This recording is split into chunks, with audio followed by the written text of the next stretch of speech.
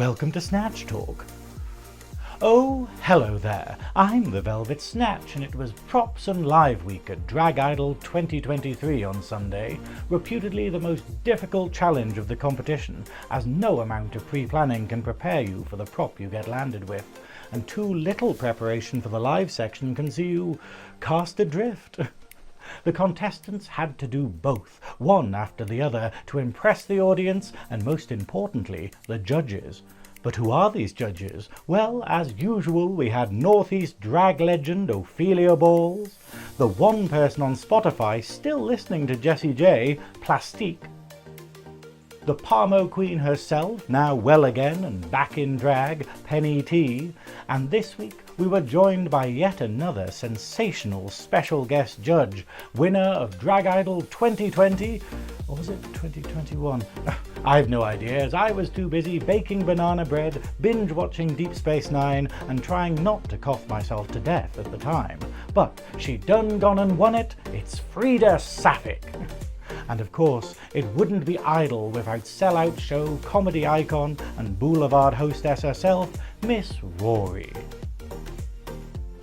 There was also exciting news for the prize pool, with 2 new prizes being added. The winner of Drag Idol 2023 would now receive, in addition to the £300, the jewellery from Rubies, the creation from Funky Foam Creations, and the performance spot on the Northern Pride main stage, they'll also be getting a custom piece of artwork from Jacqueline Hyde Illustrations, and the opportunity to perform at Plastiq's Eurovision party on the 13th of May at Boulevard.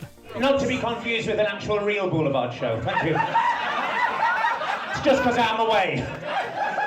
Thank you, Rory. They'll be sick of the place by the time they're finished.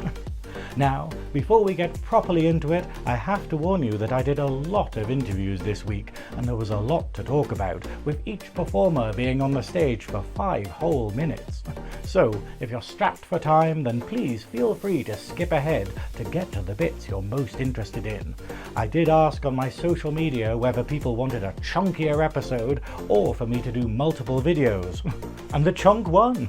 Speaking of interviews though, before things kicked off, I was able to chat to my good friend Frida about what they were thinking about the competition and how it felt to be a guest judge.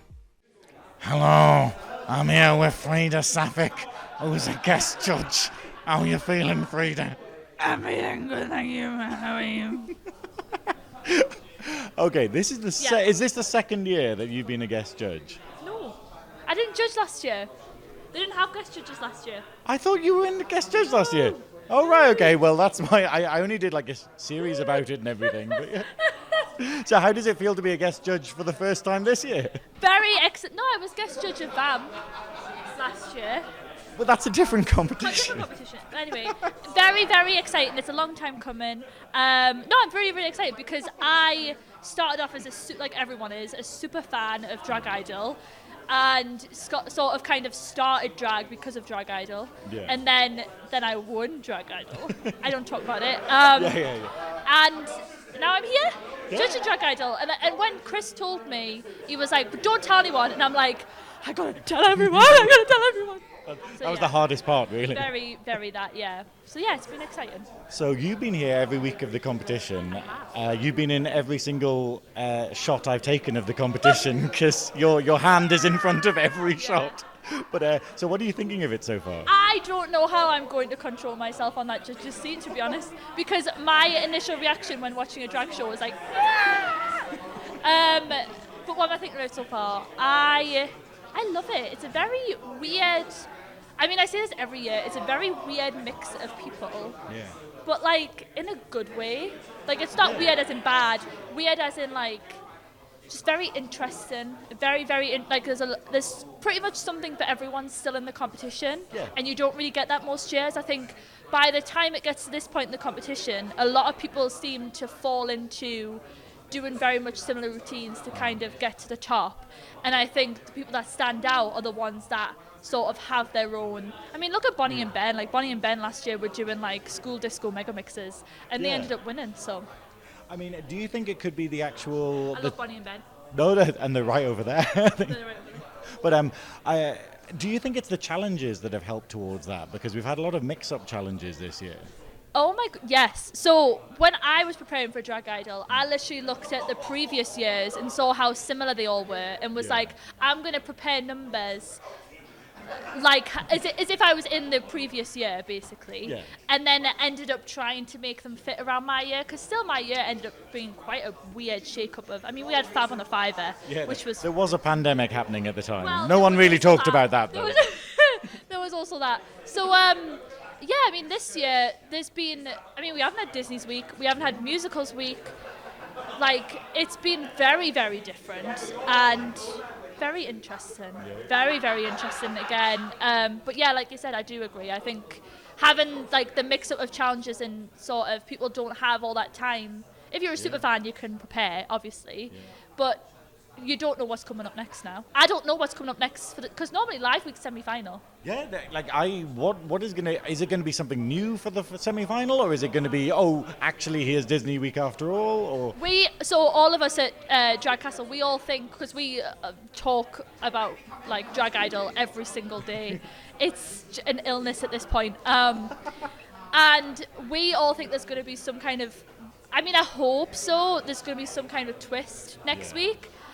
I mean, I don't know. It might just be Disney Week next week, and we'll just like... And Chris just forgot what week it was. Oh, wait, is this not the final? Yeah, he was like, finals next week. Oh, wait, no. Whoops. Disney. So we hope there's some kind of, twist. No, it should be good, but no. Thank you so much for speaking to me, Frida, and good luck tonight. Thank you very much. Thank you. So, which unlucky contestant would have the undesirable challenge of going first on Live Week? Well, it was Saturn Addict with the prop of a lollipop. Or candy cane if you want to be wrong. This is my hill, Chris, and I will die on it.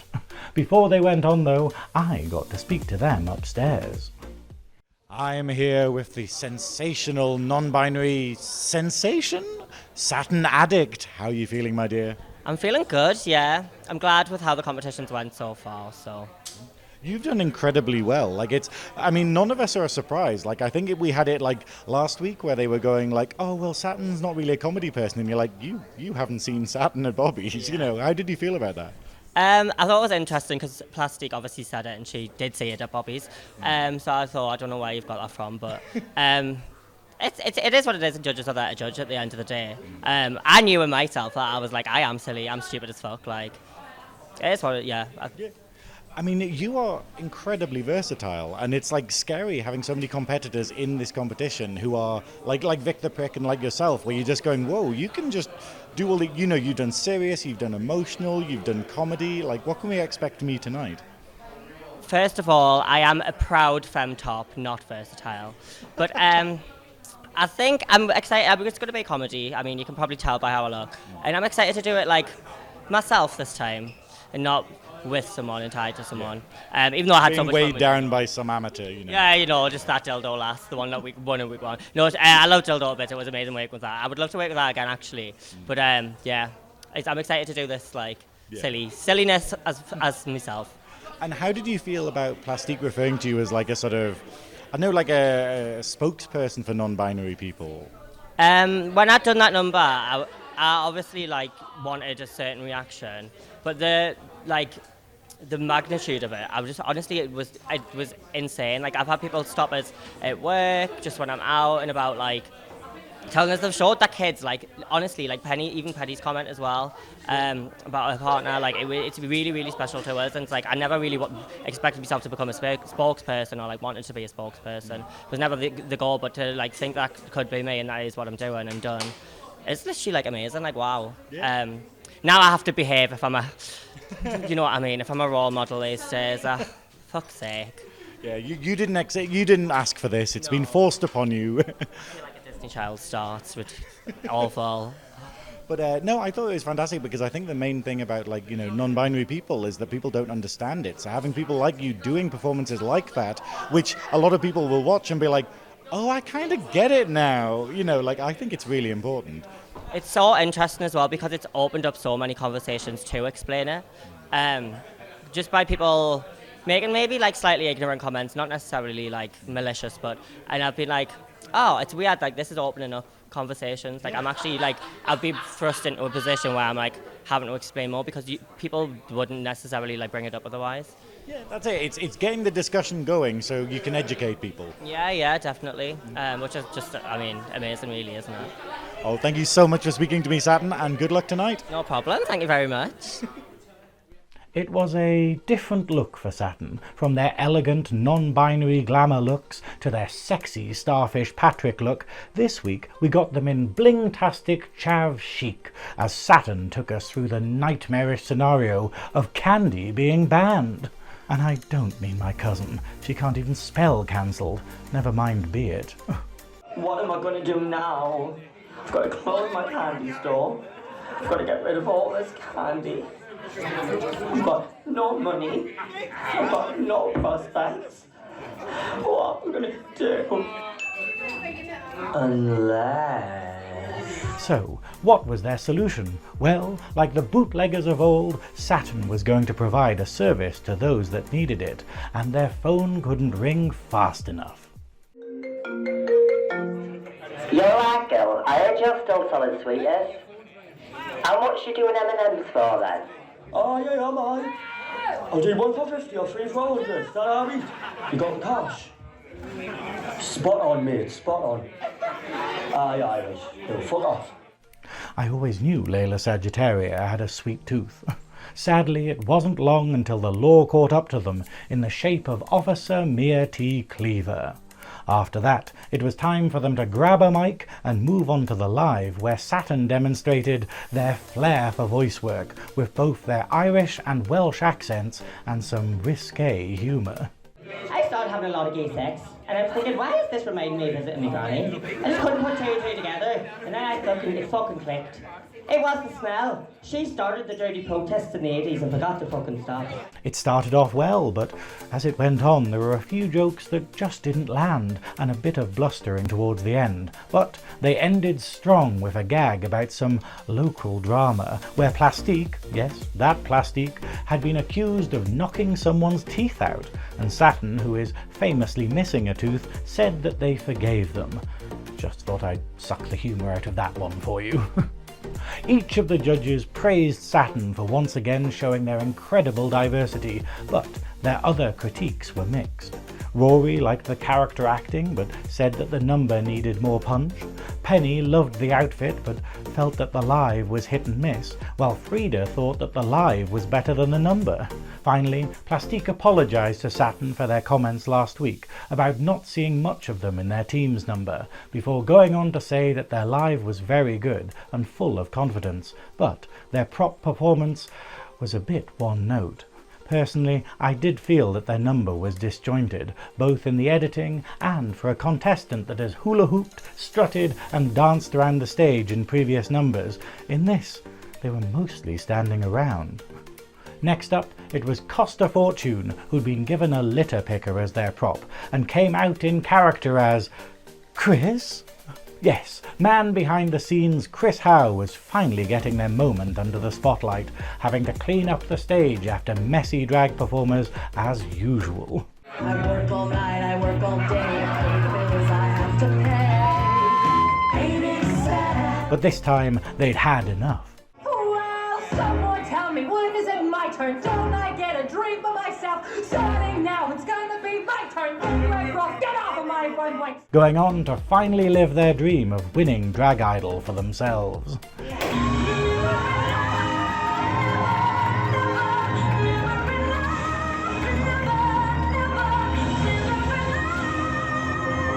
I loved this number. It was so meta, so clever, but what about the live? Well, Costa had a problem. And I am currently trapped in Chris Howe's body. Now I don't know how it happened, but here we are, and I'm going to need everybody's help, even you judges, to get me back to my body, because as much as I like being a DJ that has an obsession for rain on me, I don't want to spend the rest of this competition cleaning up after the rejects from Open Drag Night. They took the live in a really fun direction, asking each of the judges in turn to do something for them to return things back to normality, such as getting Rory to touch them, getting a dance move off Penni, a high five off Frida, and asking Plastiq to... I'm going to need you to go and sit back down in your old chair. It seemed to work, with Costa finally becoming themselves again. The judges loved it, mentioning how good it was to get more recognition for Chris and how ingenious it was to get to that from the litter picker prop. Penni loved the choice of songs they'd went with and how the live was joke, joke, joke. Frida described it as absolutely fucking brilliant, but said that the live was iffy in places. Plastiq said they couldn't fault any of it, comparing it to previous winners Bonnie and Ben, while Rory praised Costa's mic skills and pointed out that it was rare to have your best week on Live Week. Speaking of unsung heroes like Chris, I wanted to draw attention to another key figure of Drag Idol that not many of you get to see. The wonderful Louise Harvey from LAH Photography is the official Drag Idol photographer and takes all of the amazing pictures that you get to see each week. I managed to corner her upstairs and ask her what it's like being such an essential part of the Drag Idol experience. Louise, if you're watching this and embarrassed as all hell, then skip to the timestamp below to dodge the interview. I'm here with the fabulous Louise from LAH Photography. Now, you are one of the fabulous behind-the-scenes people that we have at Drag Idol. Like, how many years have you been doing this? I think it's been 9 or 10 years now. A very long time. Yeah. But it's this thing, like, obviously in week 2 I talked about how Chris Howe was so essential to the competition and how, you know, he appears on camera kind of thing, but he's not really sort of that involved, whereas you, like, every photo that people use on their Instagram profiles, on their Facebook, these wonderful, like, I'm using one. Someone used one of your pictures and just cut me out and used it for a poster. Like, you know, it's like, you know, it's wonderful to, like, have you here. Like, how has it felt doing the competition for this long? Crazy. Just crazy. It just keeps coming around again and again. But yeah, it's good. It's good. I love it. I love doing it, but it's just a lot. I mean, it's a lot of work, like, obviously, because you, like with me doing Snatch Talk, you have a week, and the contestants having to put numbers together, you have a week to get the photos out and stuff. Yeah, and I've got an extremely slow 10-year-old Mac, so it's like really, really slow getting everything up. So yeah, it's tough, but new Mac soon, hopefully, and then I can be fast. Yeah, that's it. Fingers crossed. Next year, it was super fast. But no, so what are you thinking of the competition this year? Oh my God, I'm loving it. I'm loving everyone. Like, there's a lot of talent. There's a lot of talent there. Is it, any idea who your favourite performer is? I think probably Saturn or maybe Vick. Yeah. I think. I keep loving them. I keep loving everyone, so it's hard to, like, choose. But yeah. Like, I don't know who we'd send home. Like, I don't know who I want to go home this week. Job. But yeah. No, I just want to say thank you so much, Louise, for all of your hard work at Drag Idol, because, yeah, you are an essential part of this as much as anyone. Thank you. Okay, bye. We love you, Louise. Now, next up was Arya Quinn, who, after just doing a cowboy routine last week, had been saddled with the prop of a cowboy hat. You're joking. Not another one? Oh, for God's sake, I can't stand this. Through the number, she worked us through a box of yard sale junk, with each item having a story to it and being presented to a judge, including the dreaded petal reveal gloves from week 1. If you didn't, it wasn't something to be liked, it was something to be understood from an academic perspective. Obviously, you're not an academic. Before bringing out a tub of loom bands that their mother had made and throwing them out into the audience. Starting the live, Arya used the time to clear up a few things. So, quick introduction. My name is Arya Quinn. Yes, that is pronounced Arya. Well, this is awkward. You know what? I don't care what you call me, as long as you are calling me. Oh, thank fuck. Before casting some shade at absent fellow contender Ari Asschique. You can also call me Ari, because I'll have to next week off, and I'll just make it to the final anyway.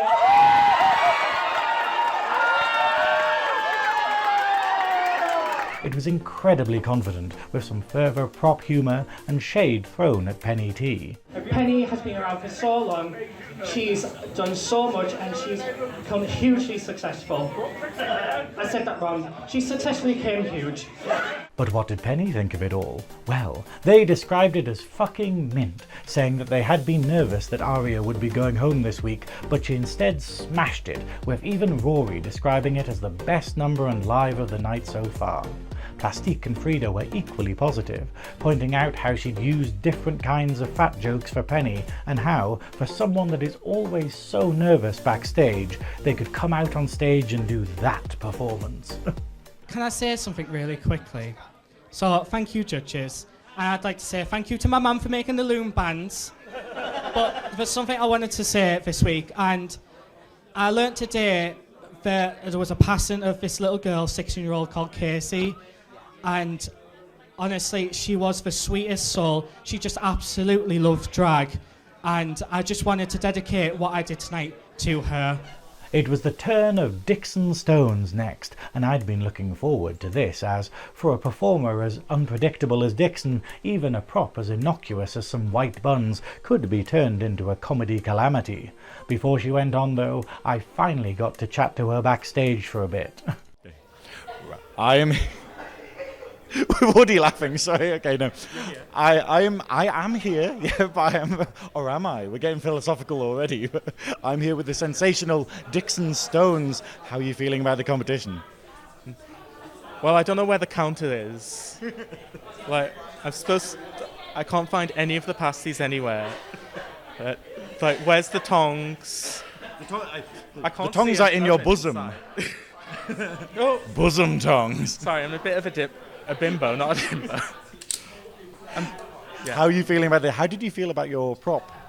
Oh, I was really excited. Like, I work at Greg, so it was just a natural 1-2 buns. Yeah. But now, are you using the same buns as you got, or have you had to refresh them? I am using the same buns I got. Luckily, they were long life ones. Yeah. So is that where Chris is actually putting the money, rather than the music and sound system? He's stealing them from Boulevard. Rory's buns. Danny D's buns from Boulevard. Yeah, she gave them to me because she really liked my week 1 performance. Now, how are you finding the competition so far? I am loving it. I'm just loving the response I've been getting, and just everyone's so nice. There's been no drama this year. It's just been everyone supporting each other and excited what we're going to do. And it's a really strong year as well. So it's it's like you've got this wonderful brand of craziness that everyone I speak to is they can't wait to see the next thing. They're not worried about you at all. I just want to see what Dixon does next. And Yeah. Well, I'm so grateful for that response because I was so worried that it could go the exact opposite direction and no one will ever want to see me again, and I just feel so lucky that it went in the good way. Yeah. I'm really excited. Can you tell us anything about the number today if there isn't a subtle hint in your outfit? Yeah. A lot of rage and trauma has gone into this number. And a lot of breakfast baths. Yeah, the 4 years that went into the method acting for this number. I've gone very method with this. I took a page from Vick's book. Oh, Dixon, I can't wait, and I absolutely love you. Have a good night. Thank you. You too. Hope you enjoy it. As concepts go, Dixon's number was simple and effective, going through their rage and trauma with awkward customers as an actual Greggs employee, featuring the recurring return of week 1 contestant Reese Weatherspoon. Hi, may I help you with anything? Hi, may I help you with anything? What the fuck do you want?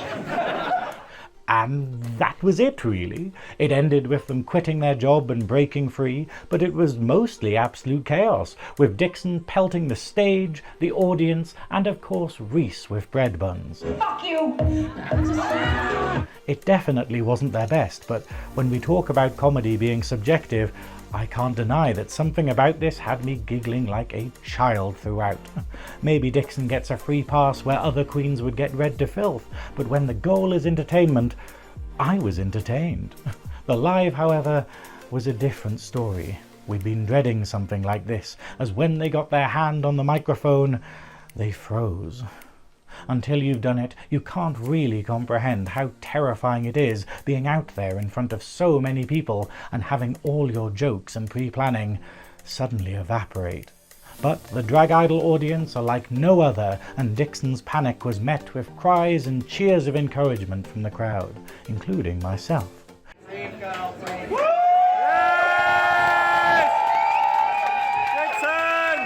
Until she was able to get herself back on track with some funny anecdotes about being forgetful, working at Greg's, and even cruising. I've been messy on many nights out. There's one night in particular I think of. I was going cruising with two drag queens. I won't name Travesty and DeLongco.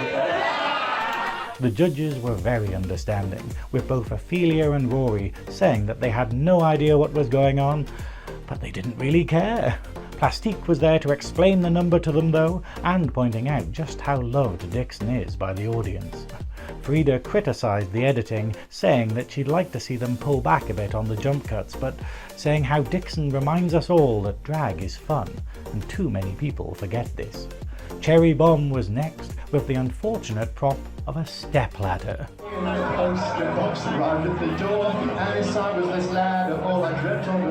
Another wonderfully simple plot here, as Cherri was asked to fix a broken light by Bonnie, using both props and clever musical choices to great effect. Go up my ladder, 2 steps, I've done it. Go up my ladder, 3 steps, I've done it.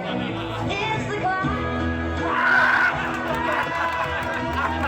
Even bringing up gags from the previous year, such as the party popper stuck in the rigging. How long has this party popper been there for? I think it's probably New Year's Eve 1999, so put that on eBay. The live was brilliant too, with Cherri as a professional dance instructor confidently taking each of the judges through some simple choreo, including a technique already perfected by Penni T. Right, our next move we're going to do is Penni. Now Penni does this at every single gig. It's the reason that they are booked all over Middlesbrough. Right, so for this one, we've got to take off one shoe, take off the other shoe, grab yourself a pair, and slip them right on. The shade was real, and the judges loved it, with Plastiq stating how they were glad they were already on their feet, as that was standing ovation worthy. Frida loved the little cherry details on the prop, pointing out how she had a soft spot for female drag queens. Ooh, I bet you do. Now, we'd had some messy performances so far tonight, but Dyldo was up next, ready to take the cake with their prop of an Easter basket. Now, I hadn't managed to speak to her yet this year, so I made sure that I caught up with her upstairs before the show. Right, I'm here with the sensational Dyldo. Now, you in this competition so far, we saw how good you could be last year and then you had to drop out, and then this year it's been phenomenal. How are you feeling? I'm feeling great. I was a little bit worried coming back, not gonna lie. I was kind of like, maybe I shouldn't actually come back, maybe I'm making a mistake. But I'm quite glad I've came back now, because I feel like I've been able to... Yes, well, thank you, I would hope so. Thank you very much. But yeah, I'm glad I've came back. I'm happy with how I've done so far. But yeah. Was it the worry of, I might not get as far as I did last year? I think the worry was more so that I did well last year in the 3 weeks that I did before I dropped out, and I thought I didn't really have the chance to do any bad things yet, so I thought, what happens if I come back and immediately it's like bad and I get sent home, and then it's like, I shouldn't have came back, but it hasn't happened yet. Still time to have it happen, but hopefully not, we'll see, but yeah, I'm enjoying it. Yeah, no, I'm living for your numbers, as you've probably seen on Snatch Talk, but how was it like working with Saturn last week? It was horrible, as you remember I told you last week. No, actually, to be honest, it was really, really good. I was a little bit worried in the sense that we're very different in terms of our drag and the way we perform, so I was a little bit like, how's this going to work? But when we met up and we actually talked to each other and we got things going, it was really good. It was a lot of fun. I enjoyed it. And can you tell us anything about what you got planned this week? I have a new cooking segment coming out, but I won't tell you what the cooking's about just yet. Is the rabbit a clue? No, this rabbit is my co-host. Yes, but other things may be happening. We'll see. You'll have to find out.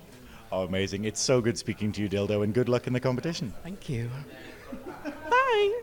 So, what can I say about this number other than it was absolute madness, with Dyldo coming out as a prim and proper cooking show presenter, complete with cuddly bunny co-host, and showing us how to make an organic chicken burger, the Dyldo way. Let's get started. Dyldo, what are you doing with those baby chicks? What the fuck are you doing?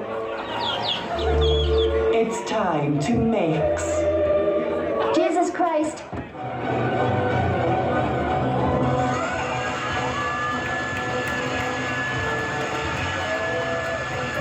Simple, effective, and with the trademark Dyldo spoken word humour, ending with the stage in a total mess of baby chicks and feathers. I have no words for how unhinged this all was, ending in an elbow drop to a rabbit hand puppet. Get me the fuck out of here. Come here, Belle. Stay the fuck away from me. No, you, come here. She's going to eat me. Come here now. The live was confident, but she kind of sped through it, with digs at Penny and even daring to call Miss Rory a Tory. Speaking of not caring, Miss Rory. Oh. Now this was funny, but it's important to note that Miss Rory can't feasibly be a supporter of the Conservative Party because she's had to work hard to get where she is, and people actually like and respect her. Frida loved it, pointing out how the stage was a fucking mess and how she loved the spoken word, and stating that she was a big fan of dildos. Phrasing? Penny was the same, stating that her mother often says, "I like that dildo." Phrasing! Penny did go on to say that there was a dip this week, but they want her to be in the final. Plastiq agreed, saying that they could imagine a TV sketch show of Dyldo, but while the performance was a 10 out of 10, the live was about a 7. Rory agreed with the other judges and said that they'd been called many things, but never a fucking Tory. Ari Asschique with their monkey onesie prop was supposed to be next, but unfortunately they had taken sick and were unable to attend. There had been a lot of talk upstairs about whether that would allow them a free pass into the semi-finals, but as it stood, Ari had been able to send in a rehearsal video of the number they were going to do, so the judges could watch it and decide whether it was good enough to keep them in the competition. You can watch the full video on their Instagram, but I'll summarise it here. In the number, Ari plays renowned paranormal charlatan Lorraine Warren as she comes to grips with the horror of a cursed toy monkey. This is the worst thing in here. I'm not gonna stare at it though. So you can take the picture, but I'm not gonna stare at it because that has done bad harm on a lot of people. It was nicely tense and sinister, with week 1 contestant Phoebe Lorraine attacking them as the monkey's spectral minion. But Lorraine's been doing this for a while and knows how to handle herself.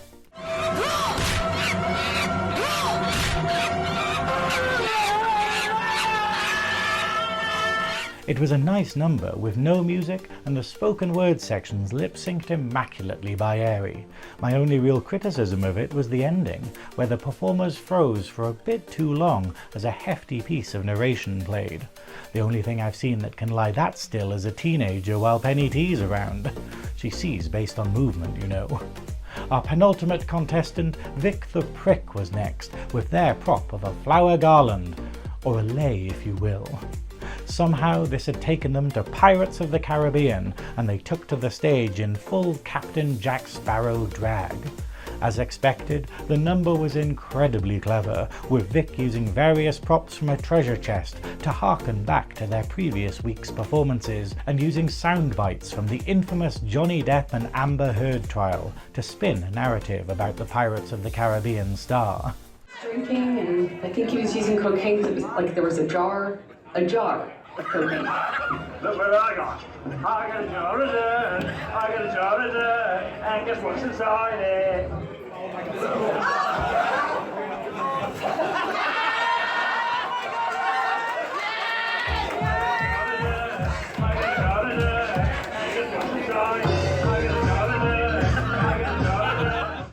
The live was where they excelled though, with Vick in character throughout.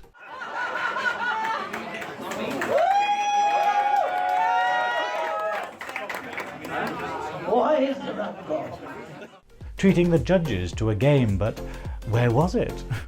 What we playing at the game? Christopher. The game.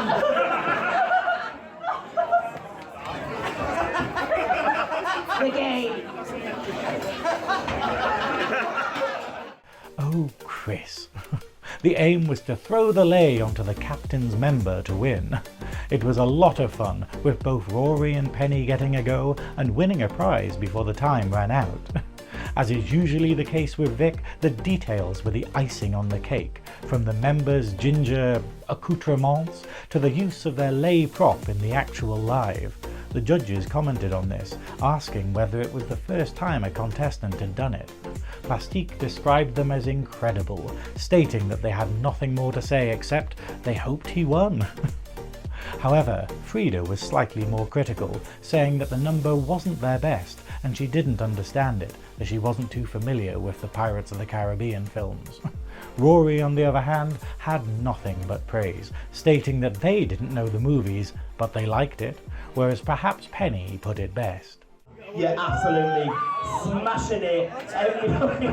I mean, it's this characterisation. You guys don't get to see this upstairs, but upstairs, this is how they get their photos and every fucking thing done. It's from beginning to end. You're a fucking amazing performer. I adore the ground that you walk on. I would come and see a show that you have been in, and I'd sit there for hours and fucking watch it because you will entertain me beginning to end. You're a front runner in the competition. Oh, fucking crowner. I absolutely love you. I love you. She's not wrong. Then it was time for our final performer, the glamour queen herself, Ruby, with a number about something that's on every drag performer's mind at the minute. Following the bullshit new regulations in some backwater American state, Ruby had decided to tell us all a story. Once upon a time, there was a little girl called Goldilocks. How inherently inappropriate? Absolutely, for children of a young age. Because what the agenda is the whole transgender agenda, is to confuse children about whether they're boys or girls. Bringing out their prop of a caged teddy bear before launching into a lip sync of This Is My Life by Dame Shirley Bassey.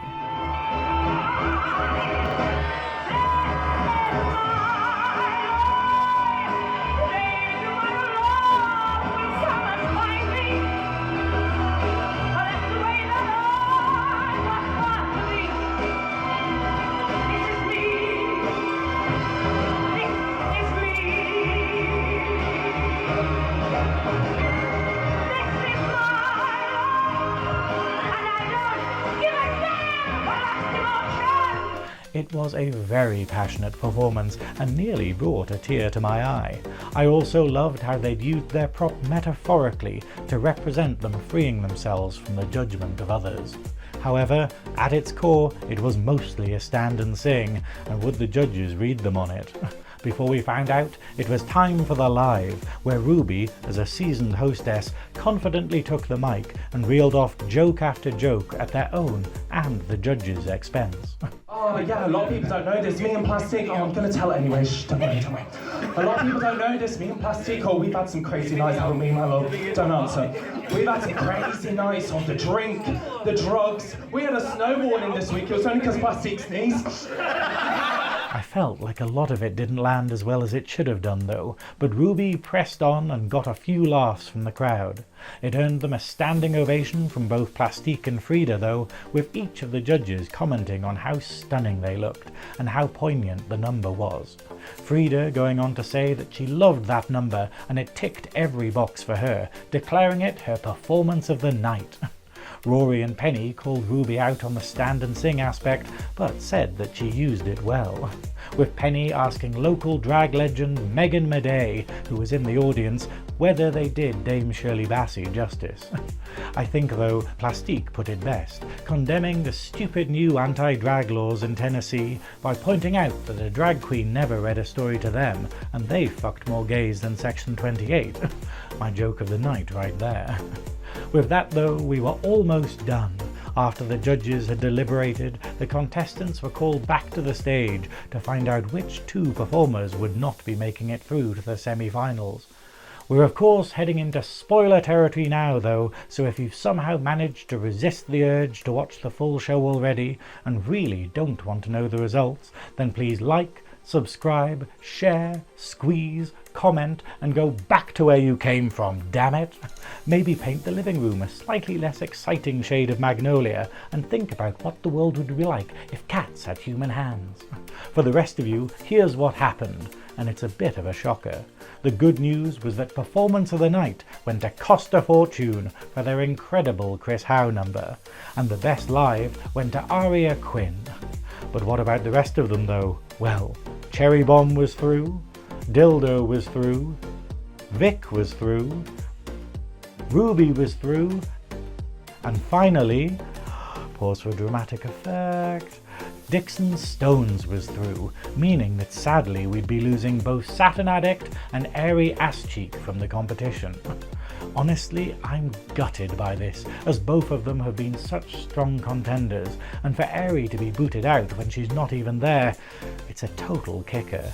Personally, I preferred it if they let Ari do her live next week and then just kicked out an additional person then, but that's how the cookie crumbles. So watch out, competitors, in future years, as I'm sure Ari Asschique will be back. Because I want to win. All that was left was for Ophelia to announce the theme for the semi-final. Would it be something new, something exciting, something we haven't seen before? Well, as me and Frida had been suspecting, it was something kind of new. Disney villains. Always the best to do. My Scar number is one of my favourites, so let's see what they all come up with next week. It was a very well-deserved win for Costa Fortune though, and while I was still in shock at the other results, I caught up with them upstairs to see how they were feeling. Right, we're here with Performance of the Week, Costa Fortune. How does that feel? I'm still in shock. I wasn't expecting to get it, because I thought it was going to be judged as a whole, and I was like, oh, there's been better lives, there's been better performances, but no, I'm actually very, very happy. To be fair, I was saying that like yours was my performance of the week, and then when the judges agreed, I was like, well, this is rare. Usually I'm like in my own little bubble, but no, it's absolutely fantastic, and it was the meta of bringing Chris into it, and yeah, it was so clever. How did you come up with it? I think it was like Monday, I just was like, oh, what if I do Chris Howe? And I was told a few people, and they were like, oh my god, that's incredible, and it's never been done before. So I was just like, give the man some attention. He puts all this together and gets told to turn microphones up that he's not clean and good enough. I was like, I'm gonna let him have his moment. He is the star of the show. But that's it. I got him after the performance and was just like, did you like that? And he was like, so. I'm glad you liked it.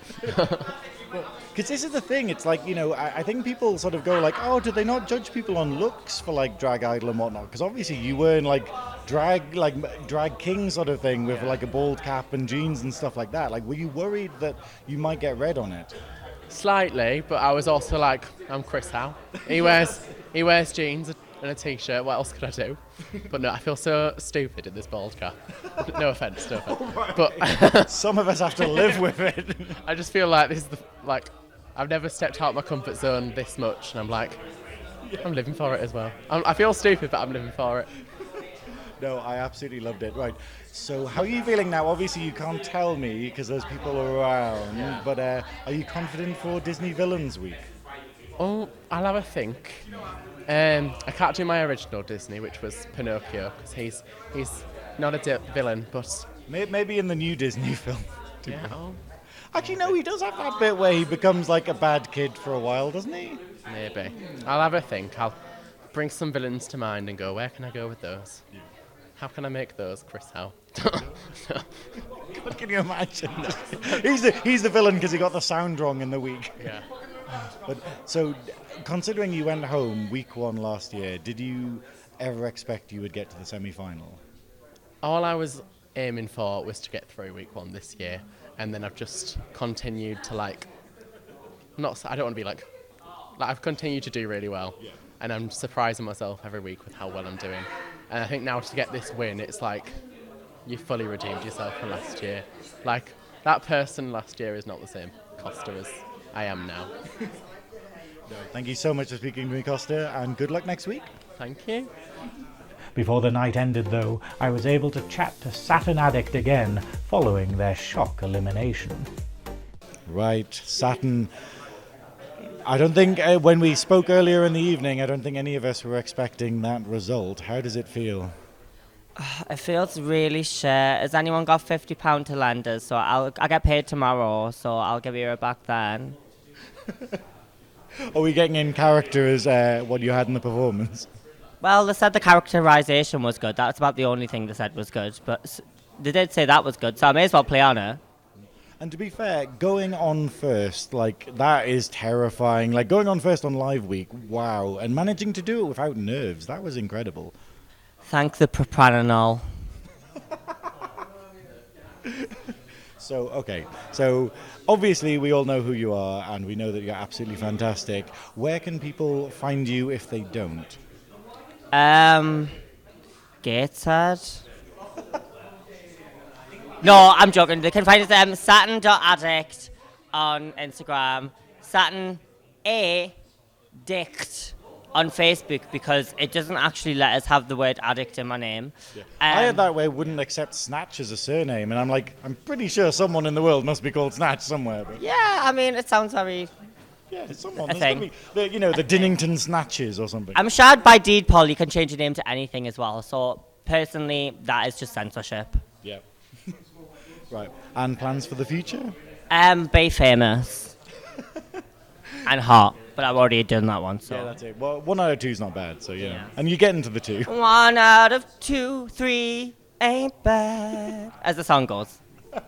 Saturn, thank you so much for speaking to me, and well done for tonight, but we'll see you in the future.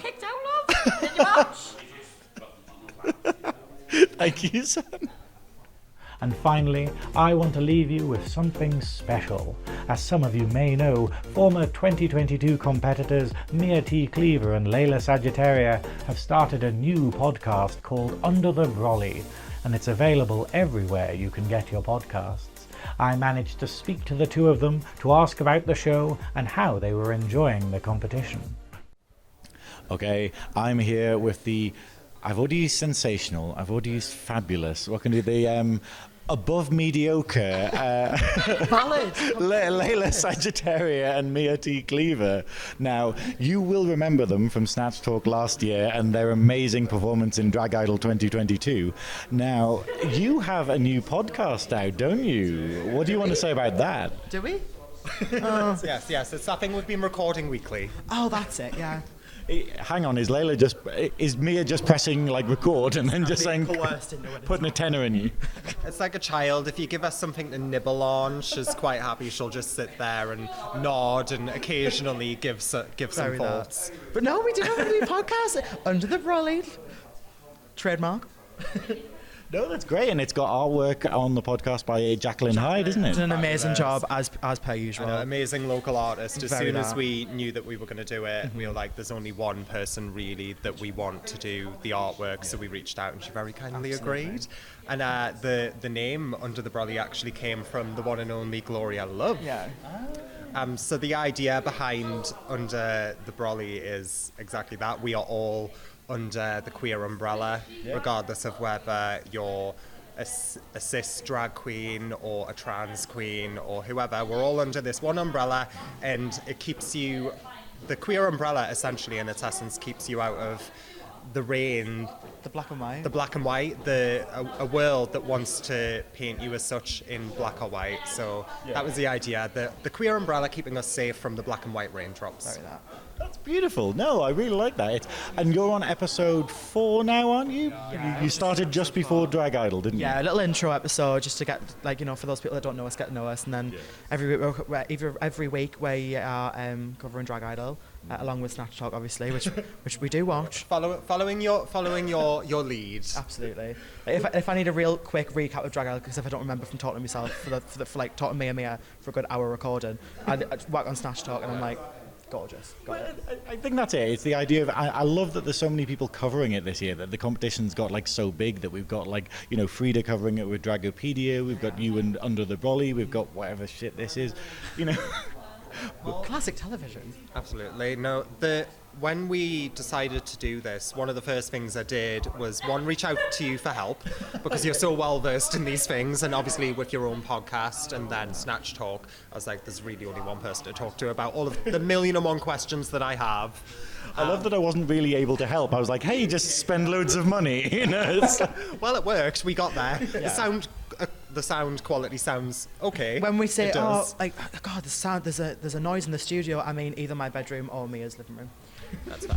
Our very expensive studios. Well, that's it. It's Snatch Talk. Like, the scenes of me sort of just talking to the camera are literally in my back bedroom with, like, you know, a green screen put up, and it's like the illusion would be ruined if people could see it. Because we were gonna like do it on YouTube and record us like doing like filming it, but we were like, we've got to get into drag to do it, and it's so much effort. Like, I guess I was a little bit naive when we decided to do it, and I don't think we quite realised just how much work it would be, but the response that we've had has made it so, so worth it. It's so overwhelming, because it's not only just our friends and, you know, close loved ones that are like praising it, but it's people outside the scene and other people like giving us praise, and it's just nice that people want to sit and listen to us bitch on. Like, it's crazy. Like, because the whole idea was like, when me and Mea hang out, we don't sit and like bitch and slag people off like a lot of people do. Like, you know, because we're drag queens, for God's sake. We just sit and talk. Like, because we just love to just talk to each other. And one of the things that we do tend to talk about a lot is drag idol, absolutely. Like, we're all such, I heard Frida saying it before, we're all such super fans. Like, this is a year-long talked about thing. Yeah. We talk about one drag idol until the next one rolls around, and it's just I wouldn't say a vicious circle, I would say a very enjoyable circle. Absolutely. It's so quoted and referenced and everything as well. Like, in my everyday like life, I quote things from the competition. It's so sad. I need to get a bloody life. But no, it's such a. I think the hype off Drag Idol season is just as big as it is on Drag Idol season. It's like, who's gonna do it? Like, the build up to Idol is so. Oh, it creates to quote God, honestly. I'm fizzing at the gash with excitement. Who's God again, Laila? Remind us. That would be who exactly? Rory, yeah. Okay, we're still going with that. Quote Laila on that. No, but I think it's wonderful that, you know, you started Under the Brolly, because you have such a synergy between you. Like, it's literally two friends just chatting on. It's really enjoyable to listen to while you're doing other things and whatnot. That's something that a lot of people have told us. They feel like they're being pulled into a conversation between two friends, and they feel included, and that's so lovely. And I mean, as much as we love talking about Drag Idol, one thing we want to do after Drag Idol is, again, go back to that queer essence and listen to queer people tell their stories. Absolutely. Because we've all lived this very strange existence, all individual and all unique, but yeah, I think everyone's got a story to tell. Absolutely. And I want to hear them. And the next thing we want to do after Idol is get a lot of guests on. So we've got in mind a lot of people we want to get on for certain like subjects that they're, you know, more qualified to talk about, and we'd love to make a little Snatch Talk Under the Brolly crossover. That would be a dream come true, really. I think it would be amazing to have you on. No, that would be wonderful. But no, thank you so much for speaking to me. And is it Under the Brolly on Spotify is what they should search for? Yeah, really, isn't it? Under the Brolly on Spotify, Apple Podcasts, Amazon Music and Google Podcasts. And it is going up on YouTube as soon as I can be asked to upload it. Very that. But thanks so much, Velvet. Oh no, thank you, Laila, and thank you, Mea. Thank you, Dal. And that's your lot. And it was a lot. You must be sick of the sound of me by now. I know I am. Well, follow me on all my socials at The Velvet Snatch, and tune in next week for the semi-final here on Snatch Talk. Goodbye.